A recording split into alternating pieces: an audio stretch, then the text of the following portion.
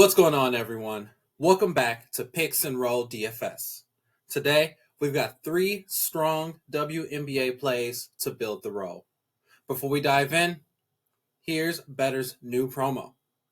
Betr is giving all new users $10 free just for signing up, plus a 50% deposit match up to $200 with code DIME. And new users also get a free square. Gunnar Henderson, less than 99.5 home runs. So yeah, that's a freebie. Also, big shout out to Outlier, the tool I use for all my research. Link is in the description. Let's get to it. Quick recap. We swept the Wednesday plays that carried into Thursday. Then yesterday, we ended up with a refund thanks to Jonquil Jones being out. But our other leg, Malonga hit, and even the unofficial play on Angel Reese double cashed. We're staying hot. Today's bankroll tip. Don't overextend just because you've been winning. Even on a heater, stick to your unit size. Staying consistent protects your roll and makes sure you're still stacking profit weeks down the line. And again, if you're brand new, start with Betr. Code DIME gets you free money to play with.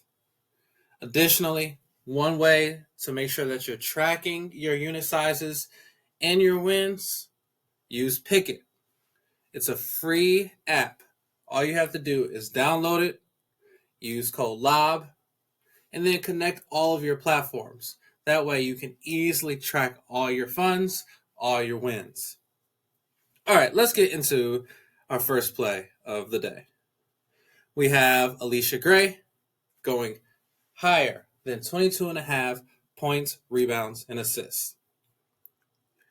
So we'll go to Outlier, and we'll see first, looking at the line comparisons. The line that I chose, which was 22.5, is at minus 244. So a huge favorite on Underdog. You can notice that that's not available on any other sites. Now, when you go on Underdog, I believe the original price is minus 132 at 24.5. By all means, if you're feeling more confident with Allisha Gray today, go ahead and choose that original play for a higher payout. But I want to just lower that a bit, make more of a conservative play to make this a bankroll builder. But you could see that even that over 24.5 is still a favorite on FanDuel at minus 122, DraftKings minus 125, Caesars minus 130, etc. But we are looking at that 22.5. So we'll think of that when we look at this data. First, we can see that Dallas is neutral, so they're right in the middle when it comes to the points allowed for guards as well as rebounds. But then assist is a favorable matchup there for Allisha Gray. Additionally, we can see in her last 10, she's gone above this line 7 out of 10 times for a 70% hit rate. Last 20, she's gone above this line as well, 14 out of 20 times for a 70% hit rate, averaging 26.5 and a median of 27, all both above our projected line. Then we could look at the head-to-head, which he's gone above 5 out of 6 times from last year all the way into this year, with an average of 28 and a median of 29. Then we can go further into some of the data, knowing that she's going to play the majority of the game.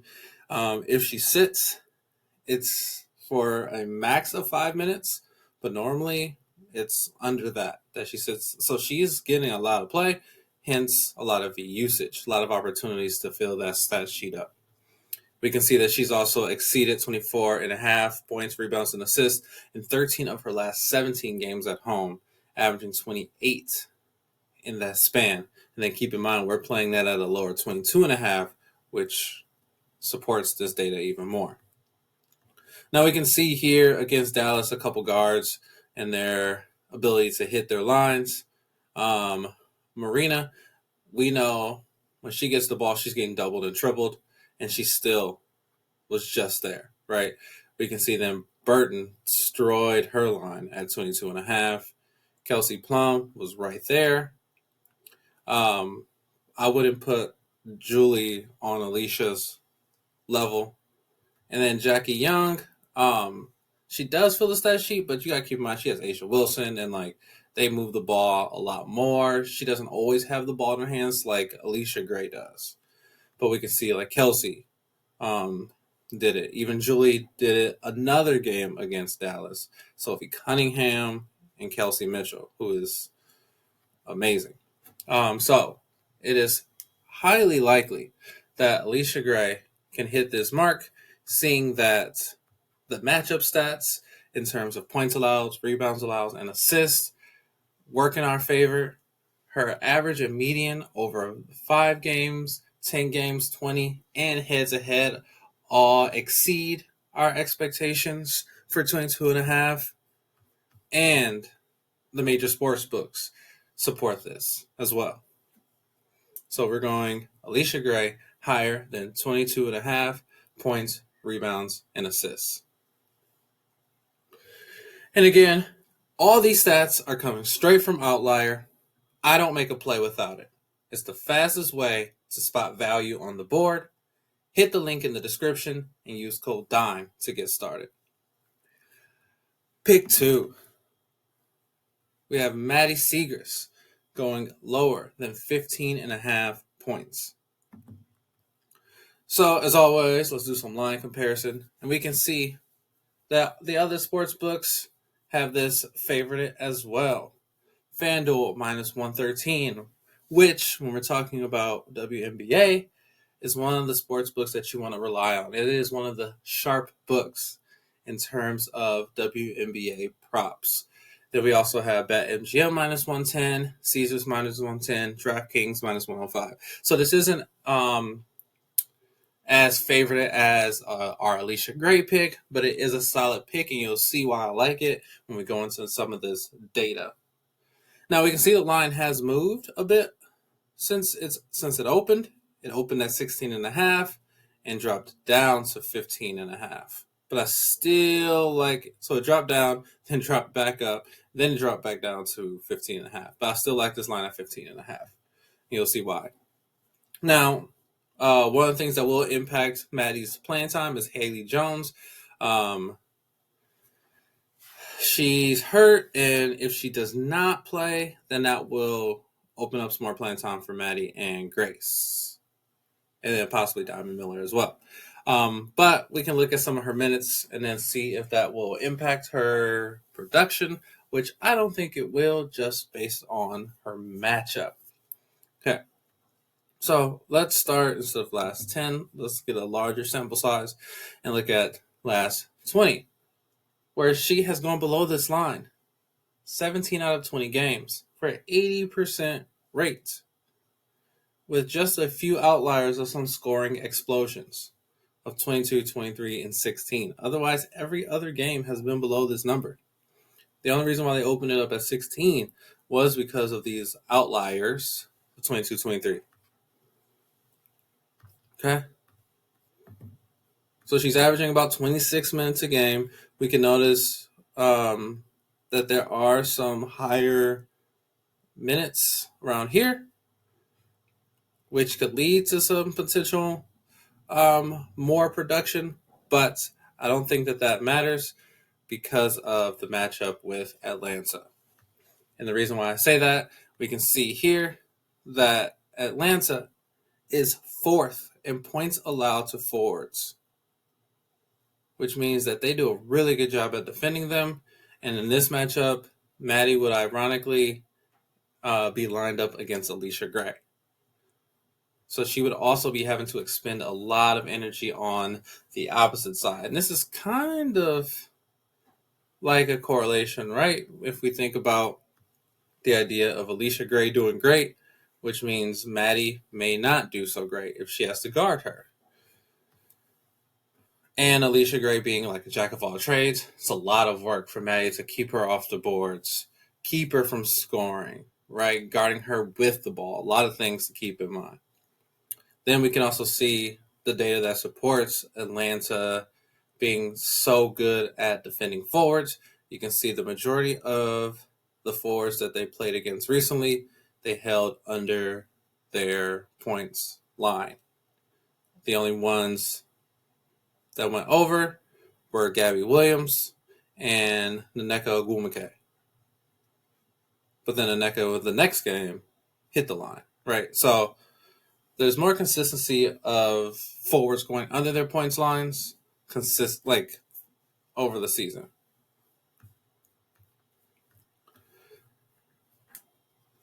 So with Atlanta's defense against forwards being stingy, holding some of these star forwards under their scoring props, on the road in Atlanta, the data just doesn't support Siegrist clearing this line, even though there's that injury to Haley Jones. So I'm still rolling with Maddy Siegrist, going under 15.5 points. And real quick, if you're finding value in these breakdowns, smash that like button, subscribe so you don't miss the daily uploads. Then, make sure you hop on Betr. Grab that free $10 and that deposit bonus up to $200, plus that free Gunnar Henderson square. And if you want my full VIP card every single day, not just the free picks, lock into Winnable now before the NFL season starts, because spots are filling up. Yesterday on my free Winnable, if you look in Discovery or if you just go to my Winnable page, you'll see that we swept some EV Plus plays on Sleeper. So I'm giving you these plus EV plays on multiple platforms, plus some EV Moneyline plays as well. With NCAA football coming up, or live now, we have NFL coming up, and NBA in October. This is a perfect time to begin building your roll and stacking those wins. All right, let's get into pick 3. We have Cameron Brink going lower than 13.5 points plus rebounds. All right, let's look at the data here. We can see that this line opened up at 12.5 and jumped all the way up to 14.5, leaving us where it lies now at 13.5. And even with that line, we can see that it is still favorited on our sharp book for WNBA props. FanDuel at -122, Hard Rock Bet -125, Bet 365 -125 as well. Then we can look at some of that data to support this as well. Now, we know that Cameron Brink has been injured, so she hasn't played much this season. So that will matter, right? Because we can see that she has only been playing really. Let's go to the last 20. We can see that she started playing. Her first game was July. Yeah, first game was in July 29th.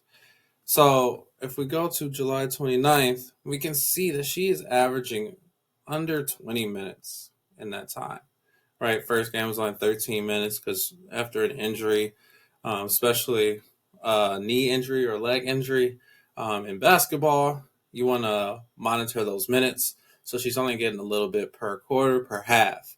And even most recently, only playing 14 minutes. So the least, if she's playing little time, that gives her little opportunity to be productive, to score.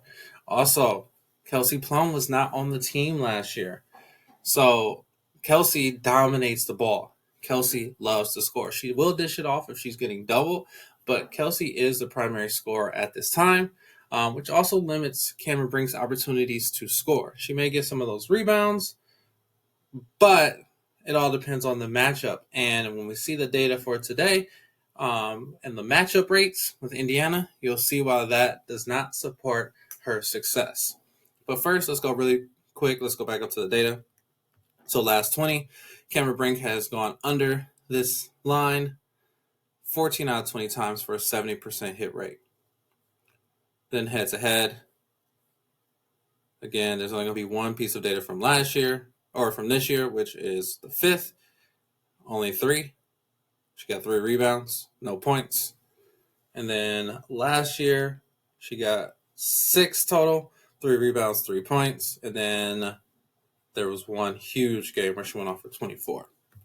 And then on the year, again, small sample size because she's been injured. So since the 29th, she's averaged about 10 points plus rebounds and a median of 9. Going below this line of 13.5, 8 out of 11 games for a 73% rate. Then we look at Indiana's defense against forwards. They are 4th in points allowed and 2nd in rebounds allowed. With the matchup and recent form both pointing down, as well as Brink just still coming back from a serious injury, this looks like a great spot for the under for Brink. So to recap, we have Allisha Gray going higher than 22.5 points, rebounds, and assists. We have Maddy Siegrist going lower than 15.5 points. We have Cameron Brink going lower than 13.5 points plus rebounds. That's the free picks for Friday. Drop your favorite play of the day in the comments below. Hit that like button and subscribe so you don't miss tomorrow's picks. And don't forget the Betr promos and the VIP. Links are all down below. Let's build that roll.